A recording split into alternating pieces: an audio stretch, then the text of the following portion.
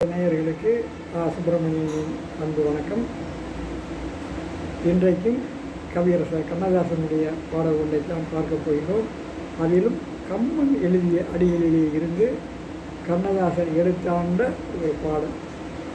கம்பன் என்று சொல்லுகின்ற பொழுது கண்ணதாசனுக்கு அவன் மேல் அளவு கடந்த பற்றையும் பாசத்தையும் மரியாதையும் வைத்திருந்தார். அதைத்தான் ஒரு கவிதையிலே சொல்லுகின்ற பொழுது, கம்பனெனும் மானதியில் கால்நதி போல் ஆவதென நம்புகிறேன் பாட்டெழுதும் நானே. அந்த நாயகன்தான் என்ன நினைப்பானோ என்று அங்கே கம்பனுடைய பெரிய நதியிலே, கம்பன் என்ற அந்த நதியிலே ஒரு கால் நதியாகவாவது நான் ஆக மாட்டேனா பாட்டெழுதுகின்ற பொழுது என்று தன்னுடைய ஆதங்கத்தை இயக்கத்தை அங்கே கண்ணதாசன் சொல்லியிருப்பார். அந்த அளவிற்கு கம்பன் மேல் பற்று கொண்டவர்.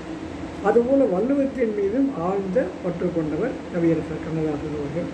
காமத்துப்பாலிலே இருந்தும் சில அடிகளை எடுத்து பாடலிலே சேர்த்திருப்பார்.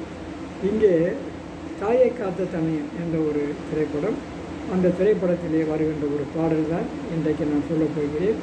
மூடி திறந்த இமை இரண்டும் பார்ப்பார் என்றன, முந்தானை காட்டில் ஆடிவா என்றது, ஆடி கிடந்த கால் இரண்டும் நில் நில் என்றன, ஆசை மட்டும் வாய் திறந்து சொல் சொல் என்றது, மூடி கிடந்த இமை இரண்டும் பார்ப்பார் என்றன, முந்தானை காட்டில் ஆடிவா என்றன, அன்னக்கூடி நடை முன்னும் பின்னும் ஐயோ ஐயோ என்றது, அன்னக்கொடியிலே கண்ணில் விழுந்து மெய்யோ பொய்யோ என்றது, அன்னக்கொடி நடை முன்னும் பின்னும் ஐயோ ஐயோ என்றது, வண்ணக்கொடியிலே கண்ணில் விழுந்து மெய்யோ பொய்யோ என்றது, கண்ணில் பருவம் உன்னை கண்டு காதல் காதல் என்றது, காதல் என்றது வேறோர் இளையம் நாணம் நாணம் என்றது, மூடி கிடந்த இமை இரண்டும் பார்ப்பா என்றன, முந்தானே காட்டில் ஆடிவா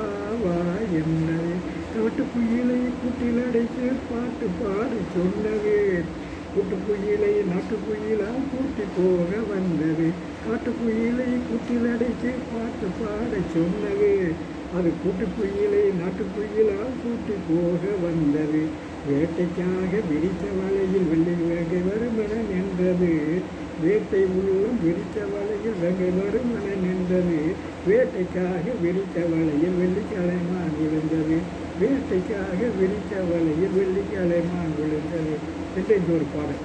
இந்த பாடலிலே கம்பன் எங்கே வருகிறார்? இங்கே இந்த கம்பன் சொல்லுகிறது எங்கே வருகிறான் என்று பார்க்கின்ற பொழுதுதான், அன்னக்கூடி நடை முன்னும் பின்னும் ஐயோ ஐயோ என்றது, வந்த கொடியிலே கண்ணில் விழுந்து மெய்யோ பொய்யோ என்றது.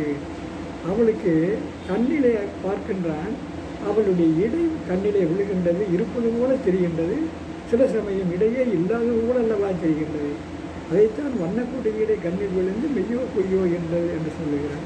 இதை கம்பன் எங்கே சொல்லியிருக்கிறார் என்று பார்க்கின்ற பொழுது, ஒரு பாடலிலே ராமனை வர்ணிக்கின்ற பொழுது, ராமன் போகின்ற பொழுது மிக அழகாக சொல்லுவான், வெய்யோன் ஒளிவன் மேனியின் வெறி சோதியின் மறைய பொய்யோ எனும் இடையாளோடும் பொய்யோ எனும் இடையாளோடும் இளையானோடும் போனாள்.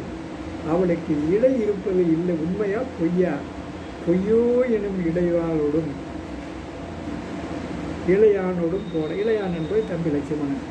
மையோ மரகதமோ மறிகடலோ மலைமுகிலோ ஐயோ இவன் வடிவழகை என்பது ஓர் அழியா அளவுடையான் என்று ராமனை இங்கே வர்ணிக்கின்றான்.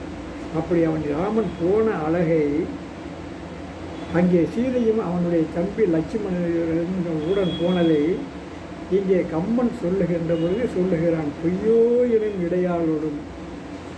அதைத்தான் இங்கே கண்ணதாசன் சொல்லுகிறான், வண்ணக்கொடியிலே கண்ணில் விழுந்து மெய்யோ பொய்யோ என்றது என்ற அந்த வார்த்தையை இங்கே எடுத்து பயன்படுத்துகிறார் தனக்கு சாதகமாக.